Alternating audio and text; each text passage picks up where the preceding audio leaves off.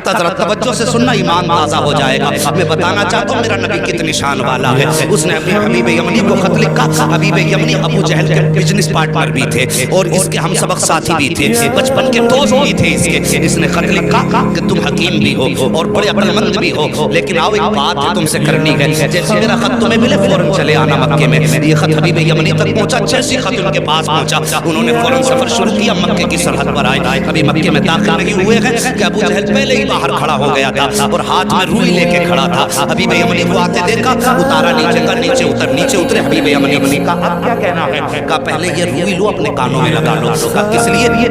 کہا کہ محمد کی آواز تمہارے کانوں تک نہ پہنچ جائے۔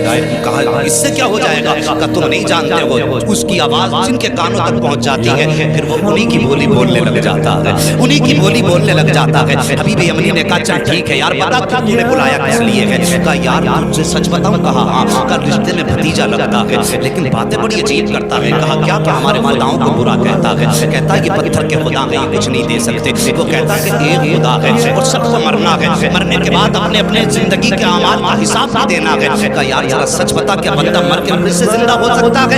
حبیب یمنی چونکہ پڑھے لکھے انسان تھے، کہنے لگے یار باتیں تو سچی کرتا ہے، جس نے جب کچھ نہ تھے تب پیدا کر دیا تو اگر وہ مارنے کے بعد بڑا بڑا زندہ کر دے تو کون سی بڑی بات ہے؟ کہا یار ذرا ساتھ چل۔ ہاتھ پکڑا ابو جہل نے حبیب یمنی کا، اپنے نبی کی شان ملاحظہ کرو، اپنے گھر میں لایا۔ اب حبیب یمنی کہتے بلایا کس لیے ہے تو نے؟ کہا یار میں نے تجھے اس لیے بلایا ہے ذرا اس کا علاج تو کر دے، تو حکیم ہے نبض پکڑ کے دیکھ لے، اس کا علاج کرنا ہے۔ حبیب یمنی کہتے ہیں ٹھیک ہے بلاؤ، میں ہاتھ پکڑ کے دیکھوں گا۔ اب ذرا توجہ سے سننا، یہ دشمن کی بولی ہے، سچ وہ ہوتا ہے جو سر چڑھ کے بولا کرتا ہے۔ اگر کوئی اعلیٰ حضرت کو گالی دے تو اس کے بکواس کرنے سے اعلیٰ حضرت کے رتبے کم نہیں ہو جاتے ہیں۔ مخالف اسی کے ہوتے ہیں جو حق پہ ہوا کرتا ہے، دشمن اسی کے ہوتے ہیں جو سچ پہ ہوا کرتا ہے، کبھی اہل خیرے کا کوئی مخالف نہیں ہوا کرتا ہے۔ ذرا توجہ سے سننا پیارے۔ ابو جہل نے کہا تھا کہ میں نے تجھے علاج کے لیے بلایا ہے۔ کہا ٹھیک ہے بلاؤ۔ کہا کیا کرے گا؟ کہا نبض پکڑ کے دیکھوں گا۔ ابو جہل کہنے لگا یار اگر تو نے نبض پکڑ لی تو بات ہی ختم ہو جائے گی۔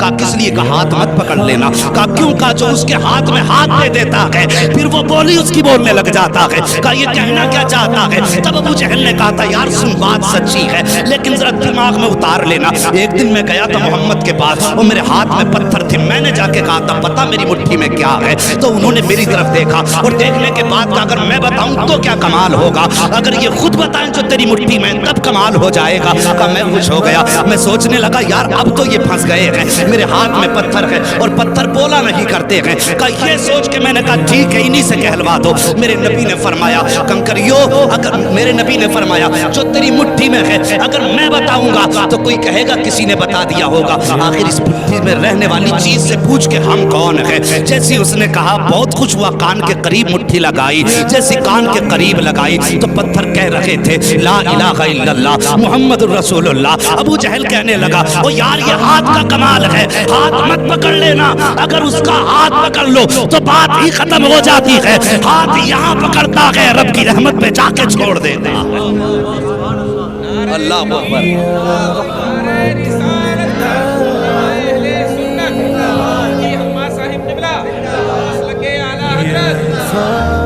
ہاں صاحب کہا کہ ہاتھ مت پکڑ لینے کا ٹھیک ہے پھر کہا پھر اگر ہاتھ نہیں پکڑنا تو کم سے کم اس کی آنکھوں میں جھانک کے دیکھوں گا، آنکھوں کے ذریعے بھی بیماری کا پتہ چلتا ہے۔ یہ ڈاکٹر لوگ بیٹھے ہوئے ان سے پوچھئے آنکھوں کے ذریعے بیماری کا پتہ چلتا ہے، اور یہ علماء اکرام ہے بڑے بڑے علماء ان سے پوچھئے کہ جادو اور آسیب کا پتہ بھی آنکھ سے چل جاتا ہے۔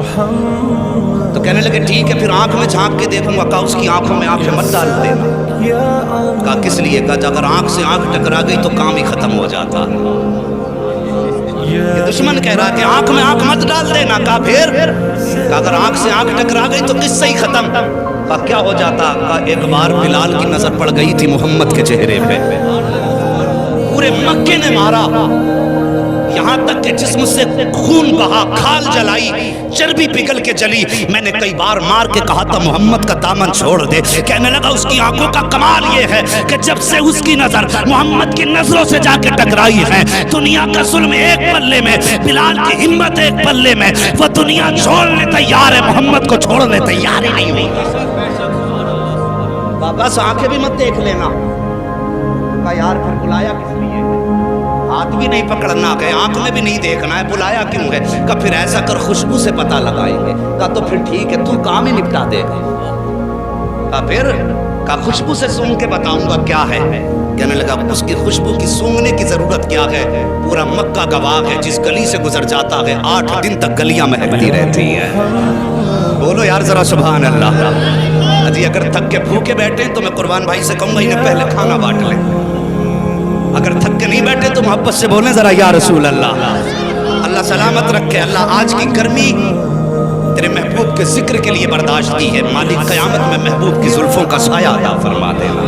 बस तवज्जो करे, अगर तेरे मेरे यार की बातें हों, अपने महबूब के तज़किरे हों, तो महबूब का दिल ठंडा होता है। हमने रब के महबूब का जिक्र छेड़ा है, यकीनन खुदा राजी हो जाएगा। बस तवज्जो करें। कहने लगा खुशबू सूंघने की जरूरत क्या है? जिन गली से गुजर जाते हैं 8 दिन तक गलियां महका करती हैं। का कोई सबूत है? कहा हाँ। कहा क्या? का गुजार के देख लो और आने भी दो, कदम रखने से पहले खुशबू घर में आ जाएगी। एक दिन मेरे नबी ने ना अपनी ज़ौजा हज़रत खदीजतुल कुबरा से कहा था, खदीजा 25 साल हो गए मेरे साथ, 25 साल मेरे साथ हो गए तुम्हें, लेकिन कभी मोहम्मद को दरवाज़ा बचाने की ज़रूरत नहीं पड़ी। सारे बोलो सल्लल्लाहु अलैहि वसल्लम। कभी दरवाज़ा बजाने की ज़रूरत नहीं पड़ी। बताओ मेरे आने से पहले ही जैसे कदम दरवाजे पे आता है तुम दरवाज़ा खोल देती हो। कैसे पता लगाती हो? तो कहती हुजूर आप अपने दरवाजे से पहले वाले चौराहे पे होते हैं कि आप वहां होते हैं, खुशबू आपसे पहले पहले घर के अंदर आ जाया करती है। इमाम अहमद बिन हम्बल के पास एक बुजुर्ग आया के कहने लगे हज़रत मुझे बेटी को रुखसत करना है। बेटी को रुखसत करना है। कहा फिर? कहा मेरी बेटी पैदा हुई, मुझे बड़ी खुशी हुई, मैंने मन्नत मांग ली थी कि अपनी बेटी को दुनिया की सारी चीज़ जहेज में देनी है। हुजूर में उस वक्त अमीर था लेकिन अब बड़ा गरीब हो गया, मेरी ये नज़र पूरी कैसे होगी? आपने फरमाया जब कुरान बेटी को जहेज में दे दे दुनिया की सारी दौलत चली जाएगी। हुजूर की बारगाह में बुजुर्ग आए, उमर रसीदा थे। कहने लगे हुजूर मैं बेटी को रुखसत करना चाहता हूँ, हुजूर कोई तोहफा आपकी तरफ से हो जाए। मेरे नबी ने फरमाया जाओ बेरी की लकड़ी तोड़ के लाओ। वो एक लकड़ी तोड़ के लाए। हुजूर ने ना यूं, तवज्जो है आशकार भाई, हुजूर ने यूं अपने बाजू से रगड़ी और उस पर सरकार का पसीना लगा और फरमाया जाओ ये इत्र अपनी बेटी के लगा दे। क्या फरमाया? जाओ ये पसीना मेरा अपनी बेटी के लगा देना। मुअर्रिखीन ने लिखा है लेकर के गए वो पसीना सरकार का बेटी के लगाया। जब दामाद आए घर के अंदर तो वही पसीना दामाद के लगाया। अल्लाह अकबर। मुअर्रिखीन और मुहद्दिसीन फरमाते हैं कि उनमें तो खुशबू आती रही जब तक जिए, लेकिन उनकी 7 पुश्तों तक मुस्तफ़ा जाने रहमत की खुशबू आती रही थी। और इमाम कस्तलानी जो सरकार के 900 साल के बाद पैदा हुए, आप फरमाते हैं जब मैं उस गली से गुजरा जिस गली में वो नस्ल आबाद थी जिस पर मुस्तफा का पसीना लगा था, इमाम कस्तलानी फरमाते हैं 900 साल गुजर गए, 900 साल के बाद एक बच्चा मेरे सामने से गुजरा, जब मेरे आगे से गुजरा उसके बदन से मदीने वाले मोहम्मद की खुशबू आ रही। कहने लगा सूंघ मत लेना वरना 7 पुश्तों तक महकता रहेगा। जी फिर तो हो गया काम। हबीब यमनी ने उठाया अपना सामान और चल दिए। भाई किधर जा रहे हो? इलाज का कोई तरीका ही नहीं बचा। हाथ मैं नहीं देख सकता, आंख में मैं नहीं झांक सकता, खुशबू मैं नहीं सूंघ सकता, तो बता फिर इलाज कैसे करूंगा? भाई राजी हो जा, गुस्सा ना हो, ठंडे दिमाग से जरा काम ले, बैठना हम इंतजाम कर ले। का फिर कब मुलाकात कर ले? ठीक है मुलाकात कर लेते। जगह बताई किधर जाना? का उनके यहाँ तो नहीं जाएंगे, उन्हें अपने घर बुला लेते। तवज्जो करना, क्या कहा? उन्हें अपने, जरा सारे कह दो, अपने घर बुला लेंगे। अपने, काश अल्लाह उस आमद के सदक़े में आज भी मुस्तफ़ा की आमद हो जाए। अल्लाह वो सुन लेंगे, फरियाद को पहुँचेंगे, इतना भी तो वो कोई दुआ करे दिल से। का घर बुला लेते। अलमुख्तसर ये फैसला हो गया, सरकार की बारगाह तक खबर पहुँची। इस्लाम का इब्तदाई दौर है। का हुजूर आपको फलां जगह पर आना पड़ेगा। अबू जहल जिसका लक़ब है, मशहूर है दुनिया में लफ्ज़ अबू जहल से, क्योंकि मेरे नबी ने एक बार अबू जहल कह दिया था। आज तक पूरी दुनिया अबू जहल कह रही है। और हुजूर ने एक बार कह दिया था तुम्हारा नाम अबू हुरैरा है, पूरी दुनिया से नाम भूले बैठी है। हुजूर जो कहते हैं वही पत्थर की लकीर है। तवज्जो कीजिए। कहा ठीक है لیکن جب یہ خبر ہوئی کہ حضور ابو جہل کے گھر جا رہے ہیں، اصل نام ابو جہل کا عمرو بن ہشام ہے، عمرو بن ہشام کے گھر حضور جا رہے ہیں، باتیں ہونے لگی کہ دشمن کے گھر جا رہے ہیں، حضور کا دل تھوڑا رنجیدہ ہوا، یا اللہ مکے میں ایسی باتیں ہو رہی ہیں، فوراً رب کی جانب سے پیغام آیا، محبوب اداس کیوں ہوتا ہے، گھر اس کا ہے چرچا تو تیرا ہی کرا رہے ہیں، خرچ اس کا ہے چرچا تو تیرا ہی ہے نا، پریشان کیوں ہوتا ہے، اللہ اکبر۔ اب سرکار کو دعوت دے دی گئی، اب ابو جہل کی پلاننگ دیکھو، کہنے لگا سنو بھائی، میں نے یہ سنا جب وہ آتے تو تم اس کی عزت کے لیے کھڑے ہو جاتے ہو، آج وہ آئے نا تو کوئی کھڑا مت ہو جانا، اپنی جگہ سے مت اٹھ جانا، تاکہ انہیں لگے کہ ان کی اوقات کیا گئی، اسے معلوم نہ تھا آج پالا کس سے پڑ گیا ہے، یہ جانتا نہیں تھا آج کس سے پنگا لے رہا ہے، کہا اٹھنا مت تاکہ انہیں اپنی عزت کا پتہ چل جائے، لیکن یہ اپنی پلاننگ کر رہا تھا۔ ادھر رب نے فرمایا جبریل جی رب جلیل، کہا کیا کر رہے ہو، کہا رب حکم فرما دے، کہا آج ابو جہل کے گھر میں پلاننگ ہو رہی ہے،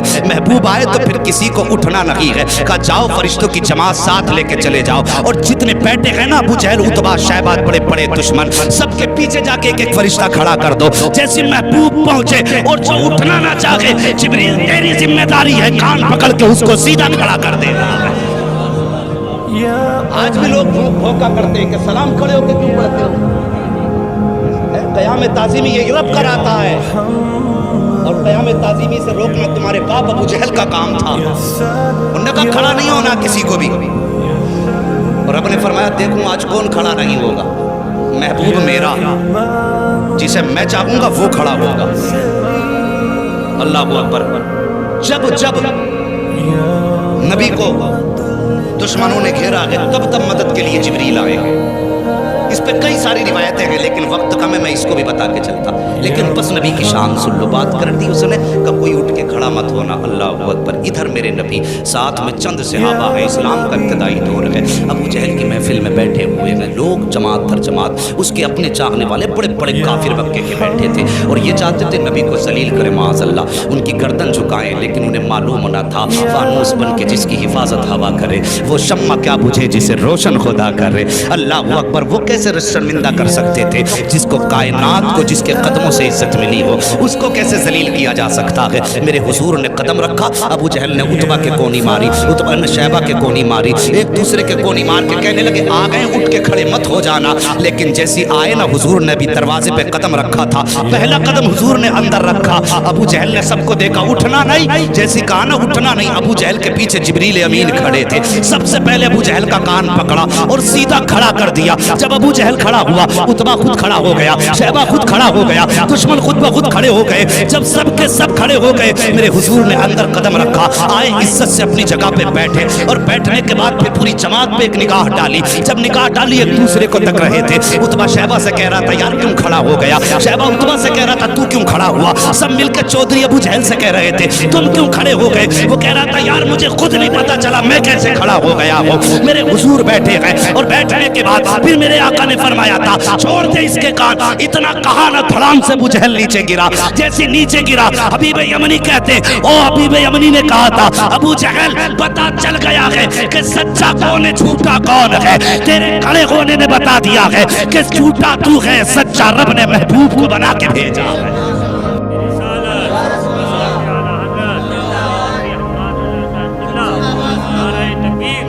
بس توجہ کیجئے پیارے، اللہ سلامت رکھے سب کی نسلوں کو، جتنے بھی مسلک اہل سنت والے ہیں، بس توجہ کیجئے۔ بیٹھ گئے، حبیب یمنی کہنے لگے مجھے اس نے بلایا ہے، اور اس لیے بلایا ہے کہ سنا ہے آپ ایسی ایسی بات کرتے، میرے نبی نے فرمایا ہاں میں اللہ کا رسول ہوں، خدا ایک ہے، قولوا لا الہ الا اللہ تفلحوا انی رسول اللہ۔ ہاں میرے نبی نے فرمایا، حضرت حبیب یمنی ابھی ایمان نہیں لائے تھے، کہنے لگے اچھا اگر آپ نبی ہیں تو یہ تو میں بھی جانتا ہوں کہ نبی جادوگر کا جادو آسمان پہ نہیں چلتا، صرف زمین پہ چلتا۔ اس کا دعویٰ یہ کہ آپ جادوگر ہیں، میرے نبی کے بارے میں کہنے لگے کہ ابو جہل کا دعویٰ یہ کہ آپ جادوگر ہیں، لیکن میں یہ جانتا ہوں کہ جادوگر کا جادو زمین پہ چلتا آسمان پہ، اور نبی وہ ہوتا ہے جو دل کے حال جانتا۔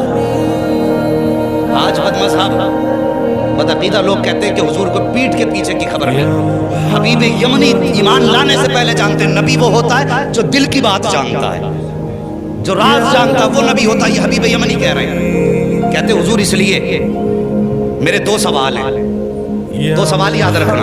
हबीब यमनी क्या कहते हैं मेरे, बोलो सारे बोलो, मेरे दो सवाल हैं। एक सवाल मैं करूंगा, जवाब आपको देना है। दूसरा सवाल भी आप करेंगे, जवाब भी आप देंगे। ये दो बातें कही हबीब यमनी ने, इतनी बात कही मेरे नबी फरमाते ठीक है बताओ पहला सवाल करो। कहा मैं जानता हूँ कि जानवर का जादू आसमान को नहीं चलता, अगर आप नबी हैं तो चलिए चांद के 2 टुकड़े कर सकते हैं आप।